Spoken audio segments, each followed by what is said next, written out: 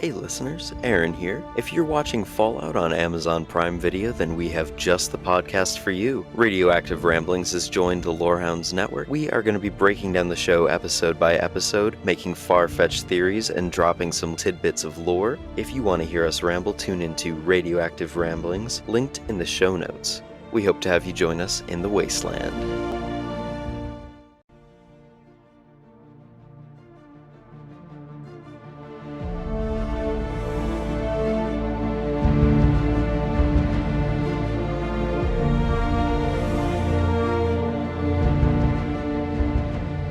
Hello and welcome to the Radioactive Ramblings podcast, a show where we are going to be covering Fallout on Amazon Prime Video. I'm one of your co-hosts, Aaron. And I'm your other co-host, Chase. Today we're covering episodes 7 and 8 of Fallout. We're going to start with a spoiler-free section with our general thoughts and impressions of the season so far, before we get into scene-by-scene breakdowns of the episodes. Alright, let's get right into it with our spoiler-free thoughts. Chase, what did you think of these two episodes?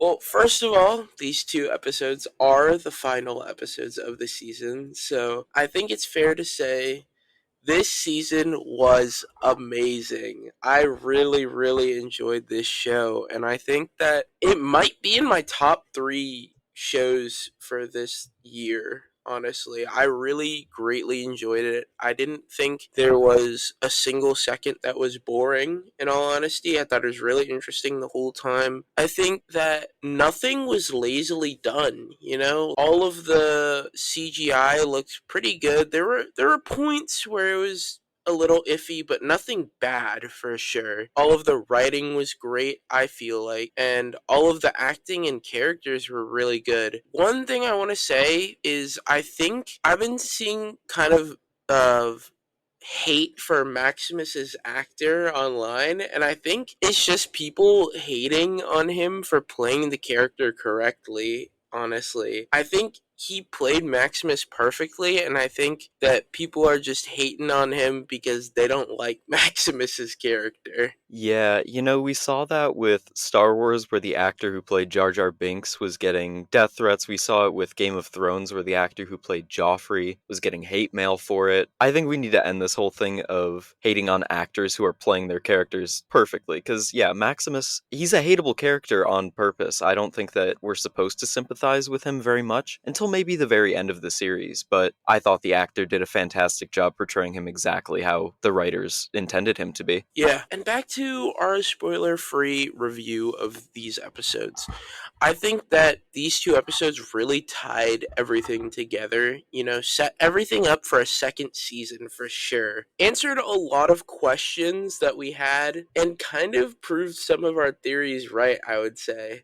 Yeah, if you've listened to the past few episodes where we've covered episodes 1 through 6, we had a lot of theories, and some of them came true, so we scored some internet points here, I think. Yeah, for sure. Another thing about this season, it's very much, like you said, they're setting up for a season 2 without a doubt. Whether or not Amazon renews it, I don't see them dropping this show. It's been a pretty big success for them. I think that they're going to renew it without a doubt. The final episode is titled The Beginning, and I think that's a really appropriate name. These final 2 episodes really do feel like the very beginning of a saga that's going to continue for at least a few more seasons, and I see it being one of the better shows that's going to come out and that people are going to have to look forward to.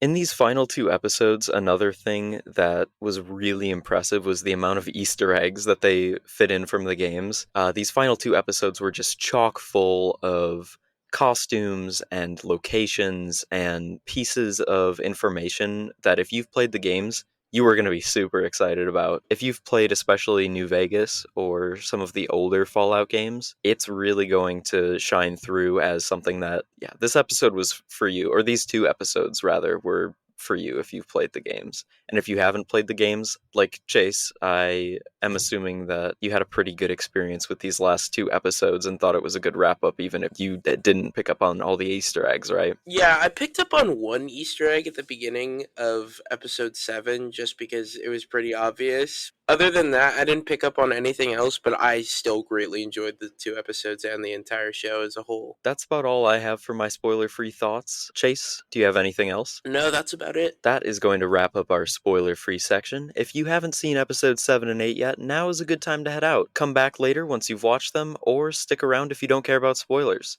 Spoilers for these 2 episodes, as well as some spoilers from the Fallout games, will be fair game. And with how many Easter eggs and little tidbits of information from the Fallout games are present in this set of episodes, you can count on us talking about that a little bit. So, there is your fair warning. And we are going to give you a little bit of a heads up if we spoil anything from the games. So if you haven't played and you're just listening along with us, don't worry too much about it. We'll let you know. All right, without further ado, let's get into episode 7, The Radio. The radio opens up with a scene of 2 characters using metal detectors to scavenge for metal scraps in the wasteland, and these 2 characters are donning outfits that are very similar to the character's outfit on the cover of the New Vegas Fallout game. Yes.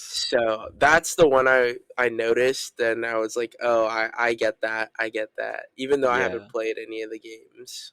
I wanted to talk about that a little bit. I've got a note down here. So, the armor that you're seeing them wearing, that is NCR Ranger armor. And the NCR Rangers were the most elite of the elite in the NCR forces. They were originally not a part of the NCR, but in a treaty between the Rangers of Nevada and the New California Republic, the Rangers of Nevada joined the NCR and became the NCR Rangers. And this was known as the Ranger Reunification Treaty. In Fallout New Vegas, they have a big statue made of scrap metal at the border between Nevada and California, and it depicts an NCR soldier and a Ranger shaking hands, and it's got a whole plaque to memorialize the event. So seeing this armor was a really big Easter egg to the New Vegas game and the NCR Rangers. It's definitely one of the most iconic pieces of armor aside from power armor in the Fallout universe. And continuing with this scene, these 2 individuals who are scavenging for metal take the metal that they've found back to where they're living and throw it in basically like a metal recycling unit that like melts down all of the metal for them to use for some sort of, I don't know, for something. They don't Yeah. get into what they're using it for. The ghoul made a very small comment saying that they were lead farmers, so I wonder if they're maybe producing bullets Bullet. or selling lead to some other faction to produce bullets, something Yeah, like that. that's kind of what I thought, because when they were scavenging, one of them like found like a handful of bullets in the sand. Mm-hmm. But yeah, that's probably what it's being used for. They walk back into their home and the ghoul is there. It turns out that the duo is a father-son duo. The ghoul is eating their dinner before them. And the father and son seem to be very worried that he has killed one of their family members, but it turns out he just made the father's daughter make dinner for him. Very merciful of the ghoul, out of what we've seen out of him so far. I would say I think he probably has a soft spot for children. You know, he had a kid of his own. Yeah, having had a daughter himself, he definitely has got a little bit of a soft spot there. I I think mean, we just in see he has a general. soft spot for dogs, so Yes. he probably has a soft spot for kids too. Hope that he has a soft spot for kids and dogs. Not so much for adults, but at least for the innocent people and animals that are roaming around. Yeah, and in this scene, the ghoul gives us a little bit, just a teensy weensy bit of lore on the NCR Moldaver and the man's other son, not the son that is presently there, but the other son that is not there, and how he's working for Moldaver. And basically, he purposely aggravates the son who's there as much as possible so he can quick draw kill him and leaves. Yeah, I'm not sure if did he kill him or did he just shoot him in the shoulder and incapacitate him? Because I think he might have spared the son I thought he for. shot him in the chest. Oh, I maybe. don't remember though fully. I'm not gonna lie. I mean, I can check right now. Let's check right now. Okay. It was episode 7, right? Yeah, character's name was Tommy. Let's see, fucker. I can't tell if he shot him in like his left nipple or his forearm, or not his forearm, but his bicep. Yeah, I mean, either way, I don't know that we're probably not going to see him again anyways, so it probably won't matter. I just feel like it would make more sense for him to kill him because this whole thing was, is he gonna shoot me later? Is he gonna hunt me down? Like, I Yeah, don't know. that's true. We also got some little hints about the father, who I'm assuming used to be an NCR Ranger, right? I mean, yeah, it only makes sense, right? Because he has the armor. Yeah, he must have come into contact with the ghoul before and shot him because the ghoul makes a little comment about how he's got some of this guy's lead inside of him still. So Tommy just immediately spilled the beans on where Moldaver is. He didn't put up too much of a fight, to be honest. To be fair, his whole family was being held captive before his eyes, basically. Yeah, that is very true. Especially his little sister. I'm sure Yeah. that if it had just been him and his dad, maybe, but the little sister probably changed things quite a lot. Yeah. After the ghoul shoots Tommy and walks out, we cut to Cooper is at the meeting in a funeral home in a where usually a service would be given, but Moldaver is talking and basically he doesn't like the rhetoric being said, so he tries to walk out and Moldaver's like, wait, starts flaming him and gives him a listening device to bug his wife's Pip Boy with, and he takes it. Yeah, I think that there's a few really good lines here. One of them is when they are talking about Cooper being essentially a vault tech sellout, which he is. He says that in capitalism, everybody's got a sponsor, and his just happens to be vault tech. You know, he tries to put up a little bit of a moral defense for himself, but you can tell that he's distrustful a little bit. He knows there's some shady stuff going on with Vault-Tec, even though he doesn't want to admit it to himself. I feel like there couldn't be anything right about a company that's that powerful, you know?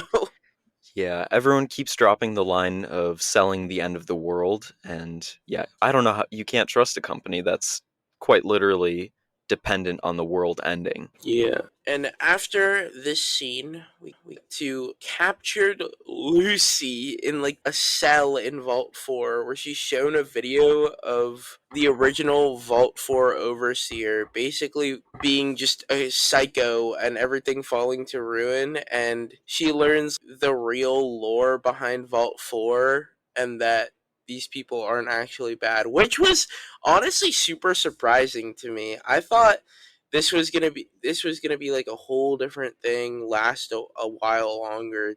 In all honesty, I thought they were gonna be much more nefarious people. It's just that the Vault 4 overseer is actually just a xenophobe, and that's it. Yeah, and this also gives us a look into, or maybe a not so much a look, but a clue into the fact that Moldaver is quite possibly not as evil as we thought. We saw that a little bit with the flashback with Cooper, how she's questioning Vault-Tec and is anti-Vault-Tec, possibly just trying to fight against this company that is doing some shady shit. If the citizens of Vault 4 are revering Moldaver, then maybe Moldaver isn't so bad if they're not so bad. True, I didn't even think about it at the time.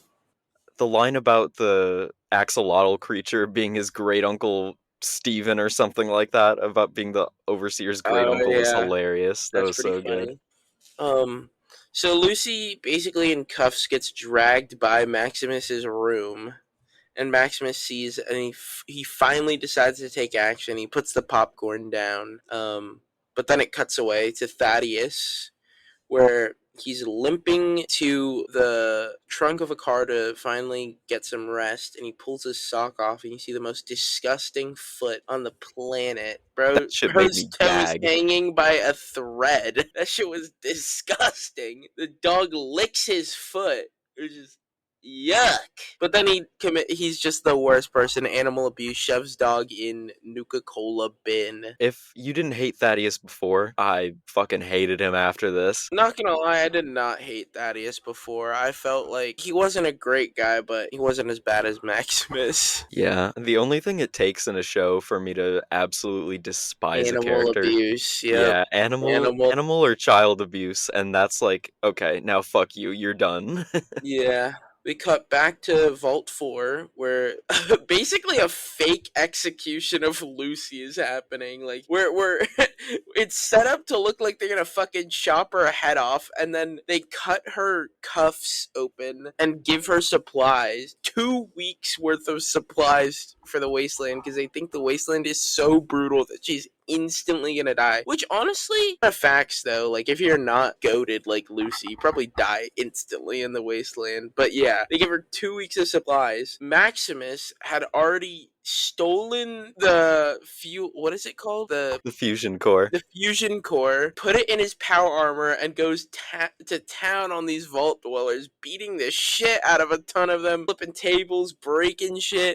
And then Lucy has to like inform him that it like, oh shit, this is not actually bad, and these people are quite nice, and we could just leave. So they leave, and Maximus, through his own moral quandary with Lucy, decides to give back the fusion core and abandon his power armor. Yeah, and then Lucy makes a comment about how if her father found out that a community was harmed for his benefit, he just would never be okay with that. Which is quite ironic by the end of these 2 episodes. You know, at least Maximus made the right decision here. He's starting to maybe. Yeah, he's getting a little bit of brownie points for that. Yeah, I think Lucy has been a good influence on him. His morals are starting to strengthen a little bit. He's learning how to do the right thing. And then we cut back to Thaddeus, and he's in the wasteland limping towards a man for help. The guy who was fucking chickens earlier in the series. Basically, the man claims he's a doctor and that he can help Thaddeus. Thaddeus accepts his help, and his foot is healed, but it's with the item that the ghoul uses to use his vials, and suspiciously the doctor basically books it out of there as soon as he gives Thaddeus the medicine. So I feel like when I was watching this, I felt like something kind of ghoul involved was going to happen, which we learn does happen. Yeah, and the doctor also makes a comment about after Thaddeus says Shady Sands is super irradiated, I don't want to go near there. The doctor's like, Oh don't yeah, worry about it. The yeah, radiation should be fine for you now, buddy boy. yeah. You, you know who this fucking quote unquote doctor looks like to me? You. No, motherfucker. He looks like fucking Schmeagol from the third Lord The of the Rings Lord of the movie in the Rings. flashback. Oh Yeah. my god. I Doesn't think he with the sunken Schmeagol didn't eyes? look as dirty though. And as far as we know, Smeagol isn't out here fucking chickens. I mean, I don't know. Maybe. I feel like Gollum might have gotten down with some chickens, TBH. All right. In our next scene in episode 7, we see Norm putting something in the prisoner's food, and then shortly after, they're all dead. So it's safe to assume Norm poisoned all the prisoners in Vault 33. Yeah, without a doubt. And Stephanie kind of goaded him into it, right? She was like, oh, your father would have done the right thing and gotten rid of those prisoners. Yeah, kind of. She was like, I agreed with what you said, and your father would have done the right thing. Like, she basically made him do it, TBH. I mean, he was gonna do it anyways, if we're being honest. Betty doesn't outright accuse him of killing them, but I mean, they literally arrest the other person, so. no, yeah, she doesn't accuse him of having done the poisoning himself. I don't think that Betty thinks Norm is capable of that. She accuses him of influencing it, though. Yes. Yeah, she accuses him of being responsible for it. And it goes back to that whole point she makes a few episodes ago about how Norm's voice carries power in the vault. So Yeah. even though he might not have the willpower to do it himself, which she misjudges him on that, but even if he doesn't, she thinks that he had something to do with the fact that it happened. Yep. All right. And then the vault selection. We see every person in Vault 33 get their assignments, whether they're going to stay in Vault 33 or move to Vault 32. And we see the people that are happy and unhappy about their selection. Woody, who was the guy who lost for Overseer, who was like the tertiary candidate, I don't think he ever had a real chance of winning. Well, obviously, Reg didn't have a real chance of winning either, but I think Woody even less so. You see him really distraught about the fact that he's been assigned to 32. I Yeah, he also tries to. go ahead. Oh wait, never mind. That's later in the episode. I was gonna say, Yeah, ruined your train of thought, idiot. fuck. What was I gonna say? Nothing. That's not important. Let's move on. Because you never have anything useful to say. That's true. I only yap about fucking nothing, like the Charlie Brown parent. Yeah, like an Animal Crossing character. All right. The next scene is the ghoul rolling up to the gas station where Thaddeus first took off his sock and saw his disgusting foot, and he finds the dog and frees him. Thank God. Then we cut back to Cooper, who throws away the listening device and then later digs it back out of his garbage. Yeah, he really tried to kind of trust his wife there for a minute, and then he was like, oh, some shady shit's going down. Maybe I need to actually listen in. Cooper is right to be suspicious, so he digs the listening device out and decides to do the morally questionable thing and spy on his wife. And then it quickly cuts back to a short scene of the ghoul petting the dog in the wasteland in resemblance to Cooper petting his dog back when he was a human. Yeah, and this is the first time we see the ghoul call the dog dog meat, right? Yes, I believe so. If you listen to our, I think episodes 1 through 3 review, I had mentioned that that was almost definitely going to be the dog's name because it keeps in line with the Fallout tradition of the main character's dog being named Dog Meat. I'm glad they decided to stay with that. The next scene is Lucy and Maximus following her Pip-Boy's tracker towards the head that Thaddeus has taken to a radio tower, surrounded by human-killing traps. And when they get there, they confront Thaddeus, and Thaddeus is backed into a corner and gets shot in the neck by a crossbow trap.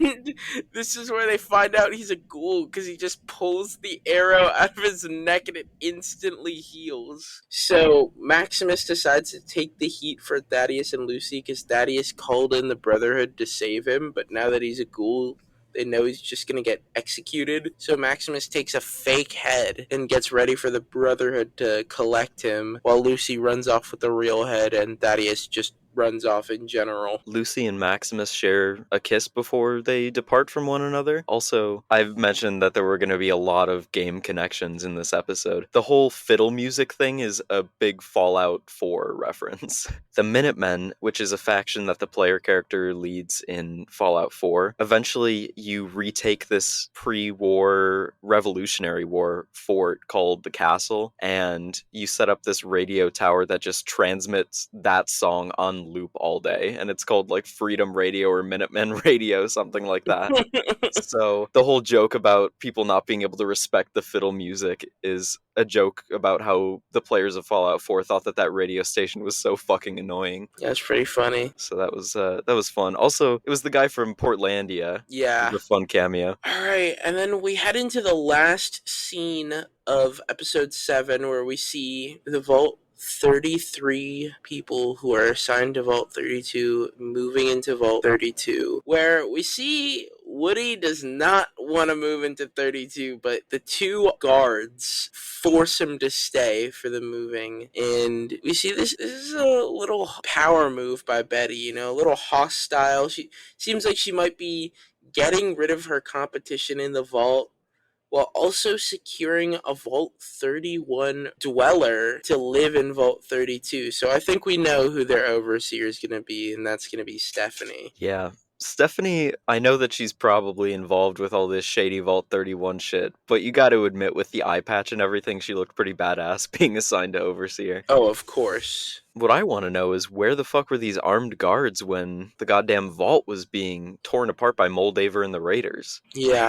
I don't fucking know, man. Did Betty just create this paramilitary task force in the wake of Vault 33's raid? Or were they just not on duty that day? I mean, to be fair, you probably don't expect to need to have guards at a wedding. No, but you also don't expect to need guards when people are moving to a different area. I mean, maybe, though, because, I feel like Woody's reaction is not something that's unpredictable. Like people might not want to have to move in general, even though they had no choice and they just got fucking selected.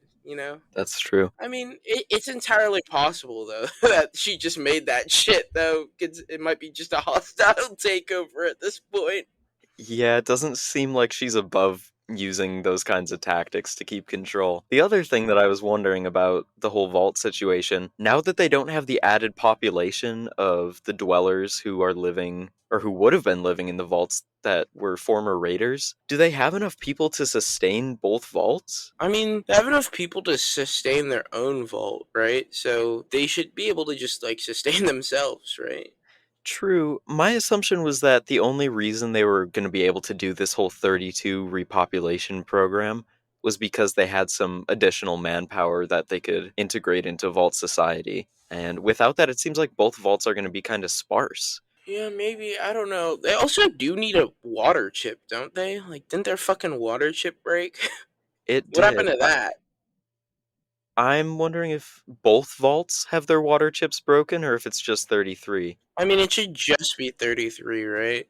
Yeah, so maybe they're gonna have some kind of trade program where, 32 supplies the water and 33 helps out with some other stuff. Yeah. Seems like a good solution in the meantime. And then we also see Norm kind of lurks away from the send off, gets into Betty's office, and tricks the overseer in 31 to think he's Betty, and gets into 31. And right before the cutoff end screen, he sees something that confuses him and worries him. Yeah, he's got that look of shock on his face before it cuts to black. So he's gonna find out the truth about Vault 31. Old Norman over here doing some detective work once again. All right. Do you have any thoughts or notes on episode 7 before we move on? Just that I enjoyed it. I'm with you on that one. I think it was a good episode to set up everything that's going to be happening in episode 8. They did a good job with this one. Really building the mystery, answering a couple of questions, and showing us that we're about to get some answers to our big, big questions, like about what's fucking going on in these vaults, what's going on outside, and resolves a few things about Thaddeus and Maximus. Gives kind of Maximus an out to return to the Brotherhood as well. Yep. Before we move on to episode 8, let's take a quick break. Hey listeners, if you've been listening to our show, chances are you've heard the wonderful contributions of our favorite Tolkien scholar, Marilyn R. Pukila. Marilyn just launched her own podcast on our network called Rings and Rituals. Join me and Dr. Sarah Brown on our journey through the Lord of the Rings of Power, through the lens of ritual. Episodes drop every other Wednesday on the Rings and Rituals feed, linked in the show notes. See you there. Before we move on to episode 8, let's take a quick break. Is that what I sound like? Yep. And we're back. Let's get right into episode 8, The Beginning. We open on Maximus being taken back to the Brotherhood, where they've taken over the town of Philly by force. We learn the truth about Dane's foot injury. Dane admits that in an attempt to not go out into the wasteland, they put the razors in their own boot so that they wouldn't have to be called to duty and serve as a squire for the Brotherhood and serve with Knight Titus. This comes after the leader of this chapter of the Brotherhood, Elder Cleric Quintus, accuses Maximus of basically what he's done, not gonna lie. Accuses him of having the soldiers around him come to great misfortune. Just not an unfair assessment of the situation. Chase, what did you think about Dane's confession that it was actually them who put the razors in their own boot and not Maximus? This was pretty surprising to me. When they said it, I didn't think it was that crazy. But at the same time, I was like, damn, really? Maximus didn't do it?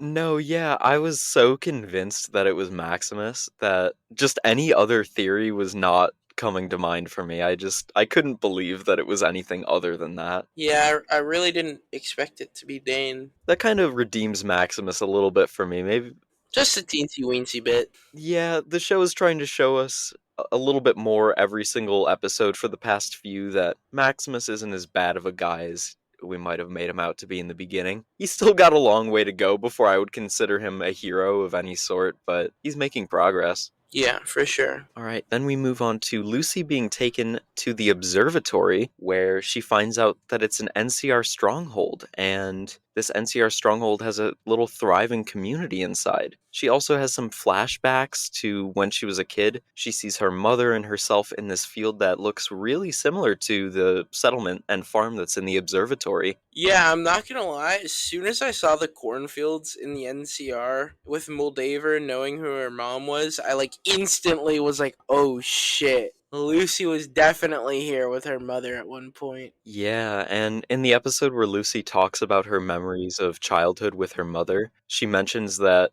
feeling the sun on her skin. Yeah, the sun felt real, and she was like, "Oh, it was just my mother made it feel real to me," which was a nice sentiment, but we find out that it wasn't just her mom that made it real, it was actually fucking real.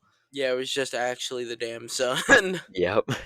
The ghoul follows the dog through the wasteland and tries to track down Wilzig's head. We then cut to Cooper taking his wife to work, and he bugged her Pip Boy. He puts the listening device into his ear and hears her conversation, but it goes to static and kind of cuts out. Lucy walks into the NCR base, and she finds Moldaver having a feast with her dad, who's locked up in a cage.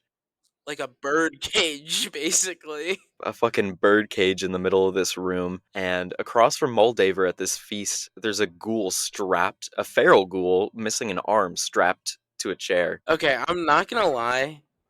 We learned this later in the episode, but as soon as I saw this ghoul strapped to the chair, I just knew it was Lucy's mom. Like, I don't know what it was, but I just immediately was like, there's no way. There's no other reason for a ghoul to be strapped to that chair. Yeah, I was waiting for some weird, like, oh, we need a ghoul blood to start up the artifact, or I don't know. I just didn't clock that it could have been the mother. I should have gotten that a little bit sooner, but it just didn't occur to me. So, Yeah, I think it was just the combo of me thinking about Lucy's mom basically just being with her on the surface in that cornfield, and then the next scene with Lucy, she sees her dad, Moldaver, and a female ghoul at the table. I was like, there's no way that's not her mom. I did look at the credits because you know how Amazon has the actors and who they're playing on the side when you sort of scroll around. When I opened it up, before they even revealed who the ghoul was, the actor was credited as Ghoul Rose McLean.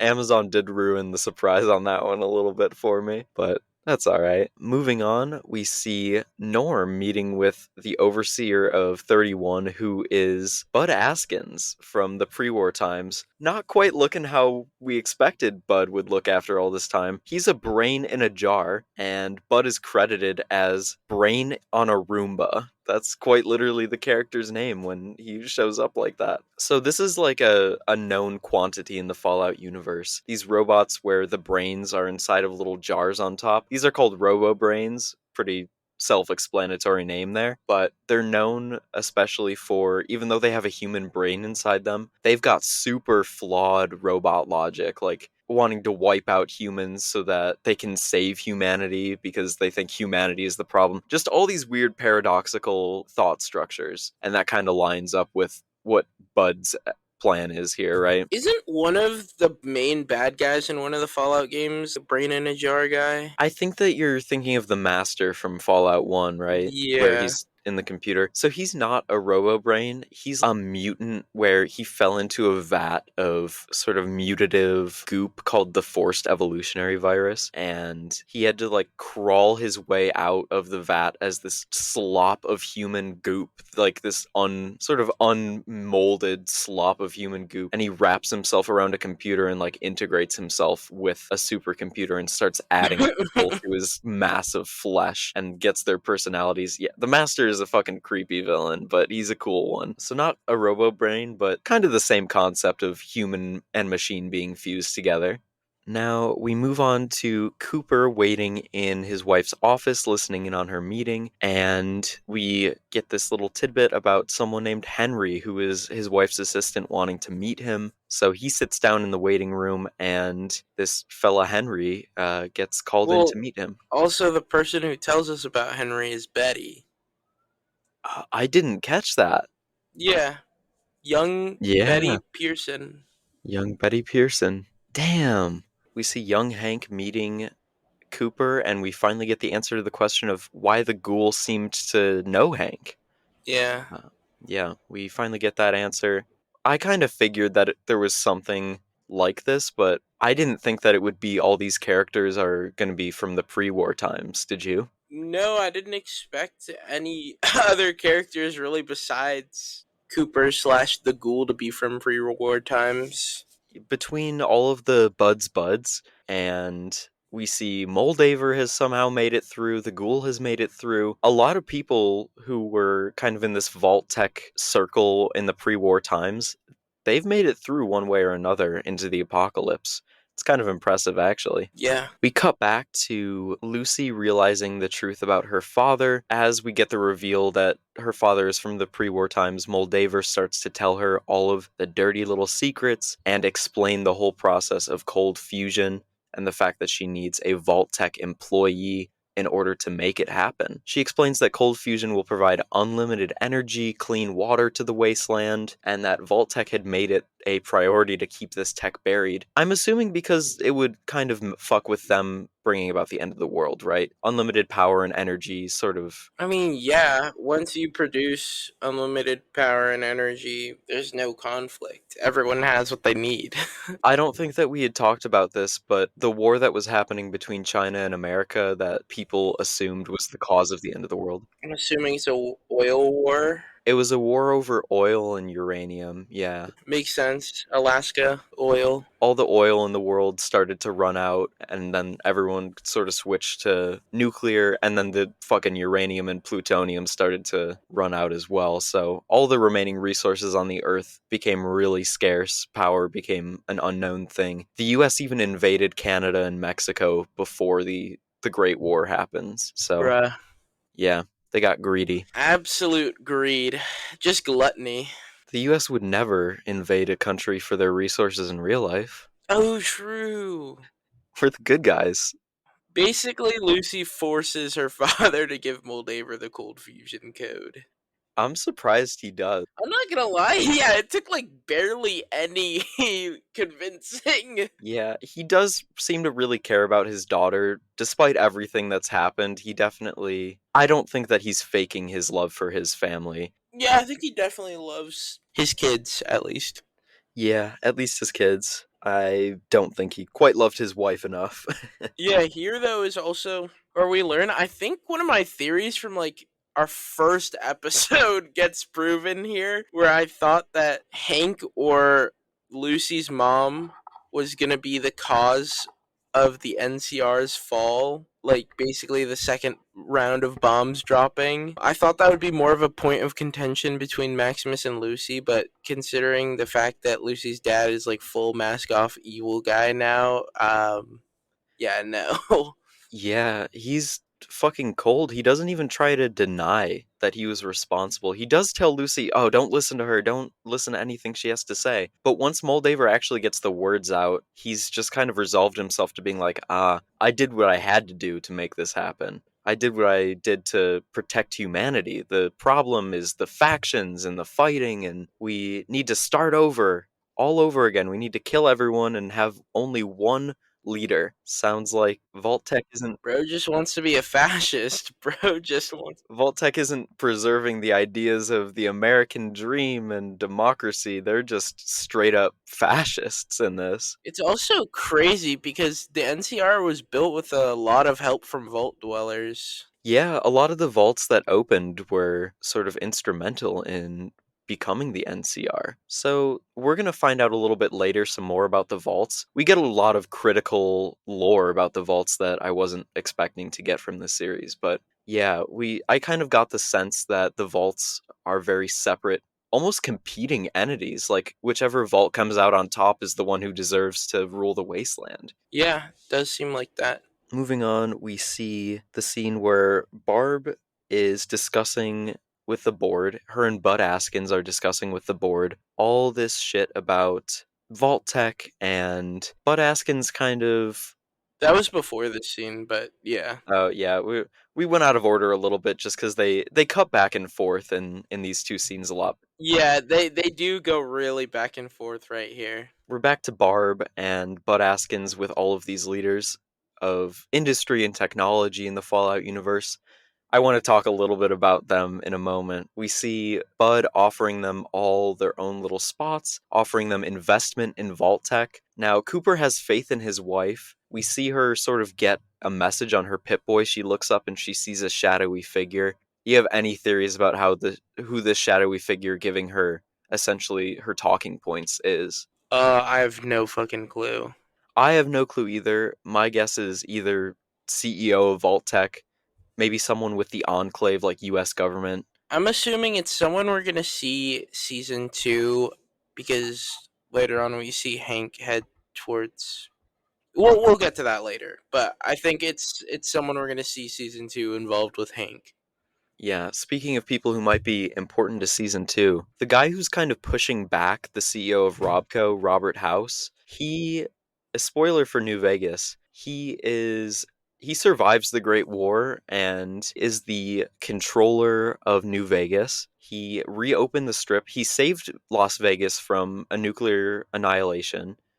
How? So basically, he built all these anti-missile defense systems around Vegas in the lead up to the Great War. Holy shit! Yeah, he spent all of his money trying to save Vegas, and so Las Vegas remains largely untouched by the war. Still, 200 years have gone by and shit kind of falls apart, but in the late 2100s, maybe early 2200s, Robert House reopens the strip, invites these 3 tribes in to become the 3 families of Las Vegas. They reopen the casinos. Robert House has this big robot army of these robots called Securitrons who are fucking tanks. And yeah, he's a big power in the Wasteland. In Fallout New Vegas, he makes some comments to the player character saying that he foresaw the end of the world and that's why he did everything he did, but we kind of find out that it wasn't just his intuition. Barb legit told Yeah. him point blank that they were going to end the fucking world. So Didn't she literally say, "What if we drop the bombs" or some shit? Like, yeah, she basically went like, I think last episode we were talking about how we thought that she was just someone who had power but not enough power to switch things up and was just trying to do the right thing to save her family. Yeah, that was wrong. Barb's just not a good person, I'm pretty sure. yeah, she says that the nuke is an opportunity for these companies to have a monopoly in the fucking apocalypse, which who the fuck cares if you have a monopoly over the market when everyone is dead and no one can buy anything from you? Yeah, I don't know. This is fucking ridiculous. Before we move on to the next scene, we also see Barb deliver the tagline of the Fallout universe, which is War never changes. Usually that line is delivered by Ron Perlman in the prologue of the games, in like the little opening cutscene. It's always the last line before you get into the games is Ron Perlman saying War never changes. So that was a fun callback to the games as well. The next scene after the Cold Fusion Core code is Norm getting basically trapped in the cryogenic pod area of Vault 31 by the Overseer and being goaded into getting into a cryogenic pod. Yeah, I am wondering where that's going to go with a potential season 2. Is he just going to be frozen in there until eventually someone rescues him? Is he going to fight his way out of the vault? This is the last we see of Norm this season, I'm pretty sure. Yeah, it is. Leaves a lot of open questions about the state of the vaults, what's going to happen there, this whole tri-vault situation. I'm sure the mystery is going to continue. I'm guessing that if there is a possible... Actually, I'll save this for our theories section. Or let's move on to the next scene. So we see the NCR and the Brotherhood fighting one another. The Brotherhood rolls up in their vertibirds with all hands on deck. Knights, vertibirds, big-ass guns. They're rolling up. We see the NCR take anti-helicopter weapons and shooting down a few vertibirds, but most of them survive, and this scene is pretty awesome. This is where I thought that they really shined with the action. It was in this fight between the NCR and the Brotherhood. Yeah, I think this sequence was really good. It was done so well. The music was fantastic. They nailed the music in this episode, I will say. Yeah, here we also see the ghoul roll up and lay down some heat on one of the knights, kind of giving us some more lore about how he used to wear one of the suits of armor and he actually knows it better than they do. The ghoul shows up to the observatory and positively smokes the Brotherhood Knights. They didn't stand a goddamn chance against him. He used like a special bullet too to like shoot one in the fucking belly or something, kill just a knight outright. Yeah, he said that there was a weak spot in the welding underneath the chest piece, and apparently that was never fixed in production, so he shoots the weak point and blood goes spewing out of that power armor. Should have used that on Maximus in the second or third episode. Second episode, I believe. I mean, I don't think he had that bullet. It looks like he special made it, but True. Alright, so after the ghoul absolutely smokes the Brotherhood in the observatory, Max comes up and lets Hank out of his cage. And Hank takes a set of power armor, puts it on. Lucy holds a gun to her dad, and she just can't shoot him, so he gets away and with his new power armor, and we don't see him until the end of the episode again. yeah, I think she also puts her mother out of her misery too. Yeah, that's a couple scenes from now, but she does end up mercy killing her feral ghoul mother, which was a really sad scene. The ghoul shows up, and I got a little bit ahead of myself. Before Hank makes his escape, the ghoul shoots him across the cheek, and then he gets away. The ghoul also asks Hank where the fuck is his family at. Yeah, I wonder if they're frozen in Vault 31, because they mentioned a special vault for management. Well, because no, Vault 31 is like Bud's buddies or whatever. It's like the people that he like trained. I think we might see his family at wherever Hank is heading at the end of this episode. Could be. And the ghoul delivers a pretty crucial line. He says that the wasteland looks like chaos, but in reality, there is always someone behind the wheel controlling everything. And in this case, it would be Vault-Tec. They orchestrated the apocalypse, they orchestrated the end of the NCR, even though the wasteland is fucked up and horrible and a rough place to live. There is someone behind the scenes making sure that everything happening is happening to their own designs. Pretty scary shit right there. And basically, after Lucy and the ghoul team up and dip, Maximus is left unconscious there, gets up, wakes up before the Brotherhood reaches him, finds Moldaver's body, and gets basically credited for her death. He tries to deny it at first, but then he's just like, oh well. Yeah. And I'm pretty sure they knight him, right? They're like, Knight Maximus. Yeah, he's definitely gonna get a knighthood for... Even though he didn't kill Moldaver, he's getting the credit for it, and that's something that would be worthy of a knighthood for the Brotherhood. I mean, yeah, they have power over their cold fusion now, too, so... They do. That was Moldaver's dying act, was activating the cold fusion generator, and seeing the ruins of... I believe they're still in LA. Seeing the ruins of LA light up, and I didn't expect that to happen, but it was a pretty cool scene to see the wasteland kind of come back to life, and now we just have to hope that the Brotherhood uses it for good, which I feel like we know that they're not going to. We've gotten a pretty good look at what kind of morals the Brotherhood has. Their whole philosophy of wanting to hoard technology and not share it with anyone else is going to prevent them from using it for the greater good, for sure. Yeah. Another thing that we see Moldaver tell Maximus right before she dies to try and change the Brotherhood from the inside and do whatever small part he can to make the wasteland a better place now that the Brotherhood is going to be owning this cold fusion technology. Yeah, I mean, hopefully they fucking at least share fresh water with people. Like, goddamn. You would hope so, but the Brotherhood doesn't exactly play nice with others in most scenarios. They're not known to share their toys with others, even when their toys are fucking plentiful. And the last actual scene of the episode is like Hank rolling up on what looks like Vault-Tec headquarters, and then it shows like a monster skull. So that is the skull of a creature called the Deathclaw. Now, Deathclaws are these intelligent, fucking terrifying, big-ass lizards, and they were genetically engineered by the Enclave, and the Enclave at one point had like mind-controlled Deathclaws that they used as part of their forces in their army, but over the years since the Enclave has fallen in a lot of areas, Deathclaws have just kind of become commonplace, giant-ass apex predators that wander the wasteland. They're fucking terrifying. If you've ever played a Fallout game, your first encounter with a Deathclaw, you think you're gonna die, and you probably did. Those things are tough to kill. But yeah, Hank rolls up to what looks like New Vegas. Not what looks like New Vegas, but that is New Vegas, which makes me think that Wait, that was New Vegas? I thought that was the Vault Tech headquarters. no, that was New Vegas that he sees at the very Oh. end. Yeah. But it was like so barren. It was like Yeah. 4 buildings. Well, you kind of see that there's walls up around it. You see the Lucky 38 Casino, which is the sort of Seattle Space Needle looking building. Yeah. And I thought that was the Vault Tech headquarters. so that's Mr. House's casino, where Oh. that's his like headquarters where he controls the strip from. I didn't see any of the neon flashing lights of Vegas, so that begs the question of whether or not it's actually still up and running in this timeline. We'll find out next season, apparently. But yeah, that is going to conclude episode 8, The Beginning. And it certainly feels like the beginning. I can't wait for what's next. You want to talk a little bit about theories and thoughts for possible season 2?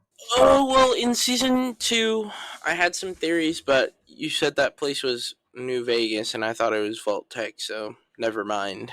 We do know that Robert House was involved with Vault Tech, so maybe Hank thinks that's a good place to go to get some answers. There is a vault in Las Vegas that, I don't know, maybe he's going there, but he's going to find out that that vault was opened and turned into a casino and hotel by Mr. House in the aftermath of the apocalypse. Bro loves casinos. No, legit. He fucking turned everything into a casino. And he was originally going to fill the vault with concrete when it opened, but the residents of the vault convinced him that it would be better off as a hotel. So, do you have any other theories? Even though we don't think that this is Vault Tech headquarters anymore and we know it's New Vegas, what do you think is going to happen next season with the Brotherhood now controlling the cold fusion technology? What are they going to do with this shit? In all honesty, I have no fucking clue where this shit is going. I'm just along for the ride. It kind of seems like the Brotherhood, or at the very least this faction of the Brotherhood, they're trying to break away from the main faction, right? They're trying to go off on their own. Yeah, they're trying to make their own brotherhood, basically. They like when Maximus was talking to that fucking priest guy, he was like, "We're gonna become our own power," or some shit like that. And it was like, "What the? This guy's greedy." Yeah, I was looking up the name of the guy. It's Elder Cleric Quintus. And yeah, he goes to Maximus and tells him that he's going to be the leader of a new brotherhood, and people like Maximus need to be the sword of the brotherhood going forward. So, factionalism is nothing new for the Brotherhood of Steel. They've gone through these sort of periods where each chapter has their own leaders and their own objectives. It seems like the Brotherhood is more cohesive and one unit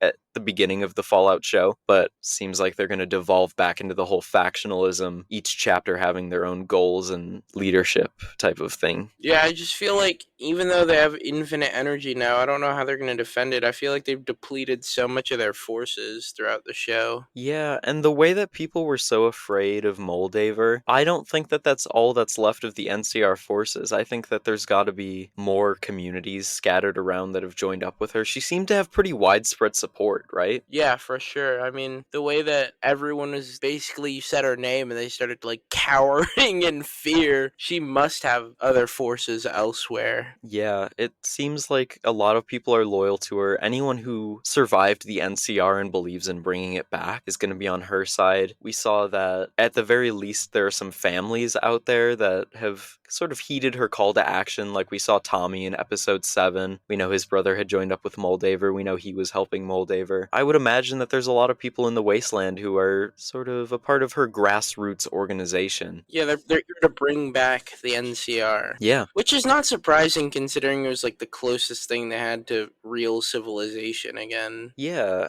we see the Brotherhood firsthand how they control the Wasteland when they roll into Philly and take over and basically just have the place under military occupation, you know? It's not really, they're not trying to build a country, they're just trying to control things. But then again, the Brotherhood was never meant to be a nation in and of itself. It was just this paramilitary organization that wants to hoard technology. So I don't know what their long-term plan is for administrating humanity, but they don't seem to be too worried about it. They seem like they're just they're gonna roll in. I think we might see more of it next season with the infinite energy, infinite clean water shit, like they're probably gonna be able to actually have a real like handle over a civilization now. Because I mean, earlier they were just building up an army, or up until now, basically they were just building up an army, collecting powerful. I mean, not powerful, but technology. Regardless of what it was, to gain an advantage, hoard it basically, so that they could have it and no one else could. So like they're building their strengths in order to be able to control. Yeah, and the same way that we saw that one airship roll in with all the knights and reinforcements to begin the campaign, I wonder if there's going to be more, like if Quintus is going to maybe contact the Brotherhood in, I think he said the Commonwealth, which is what would be Boston in our world, like the greater Boston area. We know that the Brotherhood has some elders and a lot of infrastructure there. I wonder if he'll call for more reinforcements to sort of shore up their operations in California now that they've got unlimited energy. The Brotherhood's not going to want to lose out on that. Yeah, he might, but at the same time, I don't know what's his plan for when he's gonna like seize control. Like are those people gonna remain loyal to him or the true Brotherhood? Yeah, it seems like Quintus is maybe not the most popular guy in the Brotherhood. I don't know how much sway he would have if he decided to go off on his own and sort of create his own Brotherhood. I mean, I guess that's why he gave Maximus the whole "you're gonna be my sword" speech too. Though he's probably gonna have Maximus put people in line. For sure. They mentioned promoting Maximus to a knight. There is a rank higher than knight in the Brotherhood, which would be paladin, and those are like the knights of the knights. And I wonder if we'll see Maximus get promoted to that next season, if he's really going to be Quintus's right hand in this new Brotherhood that's being formed. Maybe. Yeah, one step at a time, though. He just got his knighthood. Can't be promoting him too fast. I mean, he just got his fucking squire hood too, so you never know with this fucking guy. Yeah, that's true. He's got the ambition. He's got the drive to become high up in the Brotherhood. Yeah, we'll Yeah. see if he can actually influence it in a good direction. I don't think that he's going to be able to be quite honest. I think he'll try his best at some point or another and kind of resolve to the fact that he can't do too much about it. All right. Before we close out, I think I'm gonna give my final rating of the season. I think earlier during our episodes 1 through 3, I said it was about an 8 to an 8.5. I think now it's definitely like a 9 to like a 9.4, 9.5. Like this really surprised me how good it was. I'm not gonna lie. I know in our preview episode I said I was expecting it to be good. I was not expecting it to be this good. This show is really, really good in my opinion. Yeah, I've never been so pleasantly surprised by a video game adaptation. I'm That's so used. exactly what I was gonna say. Yeah, Holy shit. The video game adaptation rolled over so well. I mean, it's not an adaptation, technically. It's based off of the video game's lore, but I've never been so happy with a show based off of a video game before. you just have to look at a few other examples. I'll not name names of what shows, but there's a few out there that are based on video games or take inspiration from video games that Halo. yep, who don't exactly understand the source material. I saw an interview with Todd Howard on Instagram where he was talking about the writers and the cameramen, and he said that everyone involved in this project was just, they were Fallout fans. And it really came through. They understood the world. They were good writers aside from that fact. And that's what really made it so special. I think I said this a few episodes ago, but I would watch this show if it wasn't Fallout. If it was just a sci-fi post-apocalypse show or some other story being told that had nothing to do with Fallout and it was the same general story beats, I would still love this show, and I think that that's the true testament to it being such a good show. I would put it in a similar place that you did. I think a 9.5 is a pretty fair place to put this show. I thought it was fantastic. Yeah, I greatly enjoyed it. Also, I know that I think Jonathan Nolan was trying to get this show out, or trying to get a Fallout show made for like the past 8 years or something like that, which is really interesting to know. And also, last year we get Oppenheimer and then we get Fallout. Like, that's a really interesting dichotomy from the Nolan brothers. Yeah, lots of nukes going on. I wonder if I wonder if Jonathan Nolan went to his brother Christopher and was like, "Hey, can I borrow a nuke for this?" You said 8 years he was trying to get this show made? That's what I heard when I was like researching it a little bit.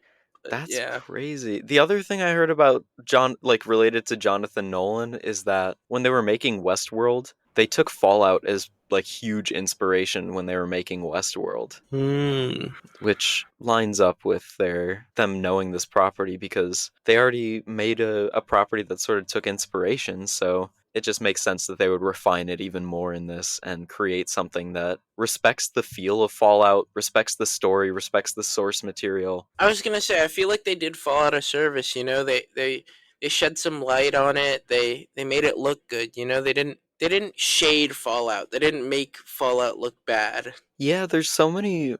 When people make video game adaptations or really any adaptation, it almost feels like they're afraid of the source material, and that kind of hinders the product, and they can't really tell the story that they want to because they're afraid of pissing off the original fans or deviating from the norm. And this show struck a great balance between telling its own original story and keeping in line with what makes Fallout Fallout. Yeah, I mean, once again, never played the games. I know I've said that a million times on this podcast, but I feel like it needs to be said again because I feel like they really kept the heart and soul of Fallout here in this show. Even though I don't really know the heart and soul of Fallout, I feel like from what I've seen of Fallout, it just feels so right. All of the characters feel to fall in with all like the scenes of Fallout I've ever seen. All of the costume design was really great. All of the set design was really great. The acting was great. Everything was so good, and I feel like they didn't take it too seriously, you know? They allowed it to be goofy at times, and it was fun. Yeah, and that's part of the spirit of Fallout is this universe that it's satire of the real world in its core, you know? It's satire about capitalism causing the end of the world and the way that humanity never changes. So the fact that the show didn't take itself too seriously and kept with that spirit, I think is great. And going off of what you just said about having never played a Fallout game, but you can still tell that they really captured the spirit of Fallout. And I think that that's a great mark of success for them, that they were able to have someone like you who hasn't played the games understand that, or understand what this universe is about and what's so important to it, what the core of it is. And you picked up on that, and that's a testament to how well the writers did. Yeah, honestly, just a big thumbs up to the writers in general. I mean, it was great. The story was so intriguing at all points, and the characters were really interesting at all times. All right, before we run out of things to say in our season wrap up, do you want to bring us to our outro? For feedback, guys, there are a few ways to contact us. First being email with fallout at thelorehounds.com. We also have a channel set up for our podcast, Radioactive Ramblings, within the Lorehounds Discord server, where you can send us a message or chat about the show. And you can also use the contact form or leave us a voicemail by going to thelorehounds.com. And please leave us a rating on Apple Podcasts. It helps other listeners like you find us. Finally, this will be our last episode covering this series, but remember, we will be releasing a reaction/response episode to all of the feedback you guys leave to our previously mentioned methods, so please contact us. All of this info is in the show notes. Just to really put a point on it, please send us feedback either by email, any way that Chase just mentioned, because we want to hear from you guys. We want to know what you thought of the series. We want to know what your theories were, what came true. We want to know what your thoughts are on a potential season 2. So this is your call to action to just get us your thoughts on this. We want to hear from you. And if you want to be a part of the podcast send us a voicemail. It's super fun. It's a great way for you guys to engage with the show, and you get to hear your own lovely voice on the podcast. So try and send us in some voicemails. We would love that. Before we let you guys go, we want to talk a little bit about the Barovian Podcasting Network. This is the podcasting network that we are a part of, and it is operated by the Lorehounds, our parent podcast. Now, one of the newest podcasts that has joined this little family of ours is Rings and Rituals. It's a show where Marilyn Arpakila and Dr. Sarah Brown of Signum University analyze the Rings of Power Season 1 through the lens of ritual, while looking at the bigger Tolkien legendarium. They also look at ritual in our daily lives. They have podcasts out now and new episodes coming every other week. Next, Wool Shift Dust, which is run by Alicia, where she covers shows such as Beacon 23, Silo, and the Dune series. She's got an interview coming up with author Hugh Howey, where she is going to be asking some questions about the Wool Shift Dust series. So stay tuned for that one. Also got Properly Howard Movie Review, which has just come back from a hiatus. This is where two film lovers and old friends, Anthony and Steve, an academic and a comics respectively, are going to be rating movies on a scale of better or worse than a Ron Howard film. They've got a new season theme, which is Felonies and Fugazis, where they're going to be talking about some crime and just some overall silly movies. These two are a hilarious duo, so give them a watch. The Lorehounds and Properly Howard are going to be doing a joint production to cover Severance when that comes back. We're waiting for news at the moment about season 2, but as soon as there's news on that, we'll make sure to update you guys and let you know what's happening. Last but certainly not least, our parent podcast, The Lorehounds, is currently covering Shogun on FX with the help of Alicia from Wool Shift Dust. They've got full season coverage happening with a season wrap-up and feedback episode coming, where they will have Nathan Ledbetter, a PhD candidate and member of the East Asian Studies Department at Princeton, coming on to help them and give some insight on the series. Nate has been giving some great feedback in the Discord, so check that episode out once it drops. Lastly, thank you guys so much for listening to us this season. Your support means everything to us, and we hope you'll join us for our final episode, where we're going to be covering all of your listener feedback as well as our final thoughts and feelings on the season. We'll have some special announcements for you then, but in the meantime, thank you guys for listening, and we'll see you soon.